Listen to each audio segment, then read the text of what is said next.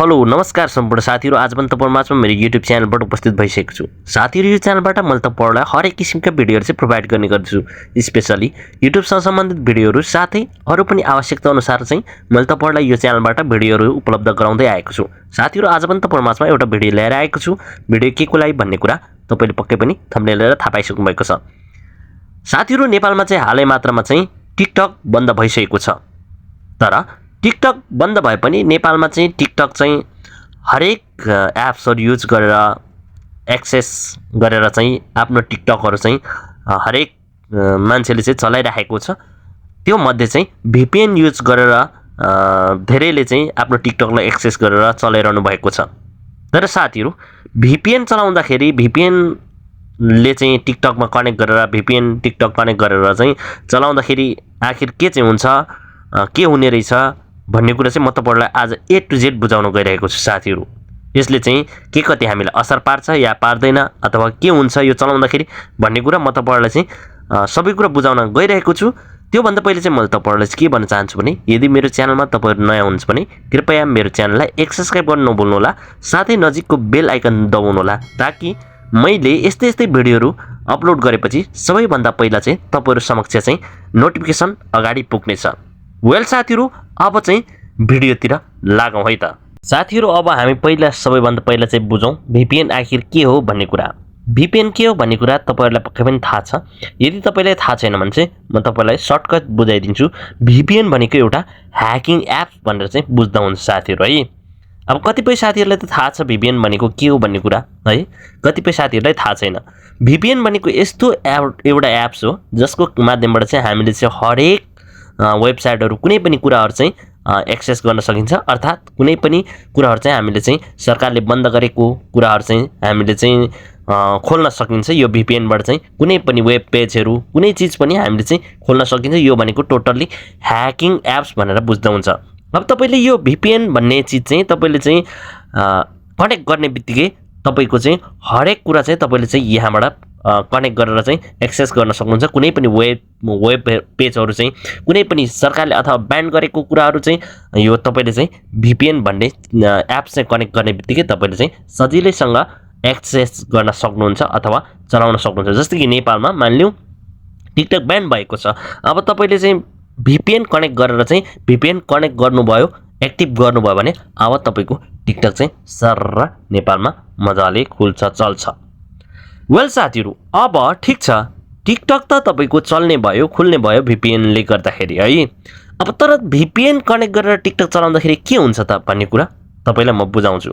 तपाईले चाहिँ भिडियोमा टोटल्ली तपाईले चाहिँ ध्यान दिएर सुन्नु होला साथीहरु है। यो भिडियोले चाहिँ तपाईलाई चाहिँ धेरै कुराहरु चाहिँ सम्झाउनेछ र सिकाउनेछ। त्यही भएर चाहिँ VPN तपाईले अब यो भिडियो हेरिसकेपछि चलाउँदाखेरि के कस्तो हुन्छ भन्ने कुरा सबै बुझ्नु हुनेछ। VPN तपाईले अब कनेक्ट गरेर तपाईले चलाउनु भयो टिकटक नेपालमा। तर अब यो VPN चलाइसकेपछि के हुन्छ भन्दाखेरि साथीहरु तपाईले VPN त चलाउनुहुन्छ तर कुनै पनि VPNहरु चाहिँ कुनै VPNहरु यस्तो हुन्छन् जुन चाहिँ प्रोफेसनल VPN छ भने चाहिँ तपाईले चाहिँ पैसा तिरेर चाहिँ VPN चलाउनु पर्ने हुन्छ। जस्तै कि महिनामा चाहिँ $10-15 चाहिँ तपाईले मन्थली पे गर्नुपर्ने हुन्छ। यस्तो खालको VPN तपाईले चलाउनुहुन्छ भने तपाई सुरक्षित हुनुहुन्छ।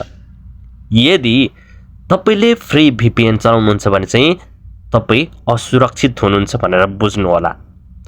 किनभने कुनै पनि एप्स अथवा कुनै पनि मालिकले कुनै पनि चीज बेच्दाखेरि फ्रीमा कसैलाई पनि दिदैन। यो कुरा तपाईले बुझ्नुहोस्। अब तपाईले लाग्छ कि VPN मैले फ्री तरिकाले फ्रीमा चलाइराखेको छु भन्ने कुरा तपाईले बुझ्नुहुन्छ र तपाईले कनेक्ट गर्नुहुन्छ, तपाईले पर्चेस पनि लिदैन। तर यसबाट तपाईलाई के कुरा चाहिँ तपाईलाई घाटा लागिराखेको छ भन्ने कुरा चाहिँ जब तपाईले VPN कनेक्ट गर्नुहुन्छ तपाईको मोबाइलमा, तपाईको मोबाइल भित्र चाहिँ के हुन्छ भन्दाखेरि यो VPN चाहिँ ह्याकर हो भनेर बुझ्नुहोस्। अब ह्याकरले तपाईलाई फ्रीमा VPN दियो, तपाईले पैसा तिर्नु परेन, तपाईको फ्रीमा कनेक्ट पनि भयो। तर एउटा कुरा तपाईले के बुझ्नुहोस् भन्दाखेरि अब तपाईले आफ्नो खुट्टामा बन्चेर आफै हान्दै हुनुहुन्छ।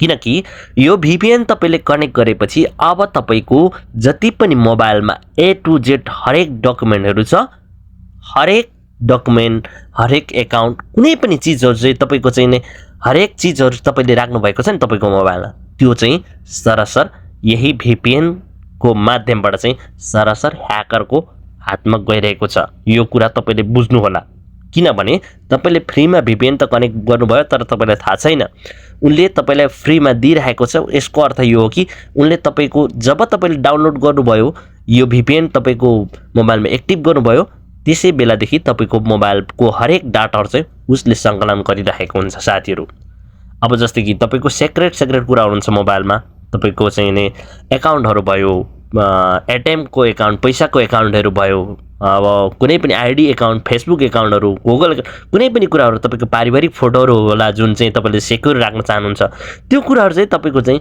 सरासर ह्याकरको हातमा तपाईले आफैले दिदै हुनुहुन्छ यो VPN भनेको यस्तो चीज हो जुन चाहिँ तपाईले चाहिँ चलाउँदै हुनुहुन्छ तर ह्याकरले अब तपाईको मोबाइलमा एक्टिभ गर्ने बित्तिकै सबै कुराहरु चाहिँ तपाई आफैले दिदै हुनुहुन्छ ह्याकरलाई यसरी तपाईले बुझ्नुस् त्यही भएर अब तपाईले सोच्नुस् यो VPN चलाएर चाहिँ तपाईले एक्टिभ कनेक्ट गरेर चाहिँ तपाईको टिकटक चलाउनुमा कति फाइदा छ त भन्ने कुरा वेल साथीहरु अब तपाईलाई चाहिँ म फेरि पनि के अनुरोध गर्छु भने यदि तपाईले चाहिँ VPN चलाउनै चाहनुहुन्छ भने चाहिँ तपाईले परचेज गरेर चाहिँ पैसा तिरेर चाहिँ चलाउनु भयो भने तपाई सुरक्षित हुनुहुन्छ होइन भने तपाईले यसरी फ्रीमा VPN चलाएर तपाईले टिकटक कनेक्ट गरेर तपाईले टिकटक चलाउँदाखेरि तपाई धेरै असुरक्षित हुनुहुन्छ पहिलो कुरा त तपाई नेपाल सरकारलाई चाहिँ अब टिकटक चाहिँ तपाईले चाहिँ VPN को माध्यमबाट चलाएर तपाईले चाहिँ अब इलिगल रूपमा चाहिँ नेपाल सरकारको नजरमा चाहिँ तपाईले चलाउँदै हुनुहुन्छ यो कुरा त तपाईलाई थाहै छ अब दोस्रो कुरा चाहिँ तपाई आफै असुरक्षित हुनुहुन्छ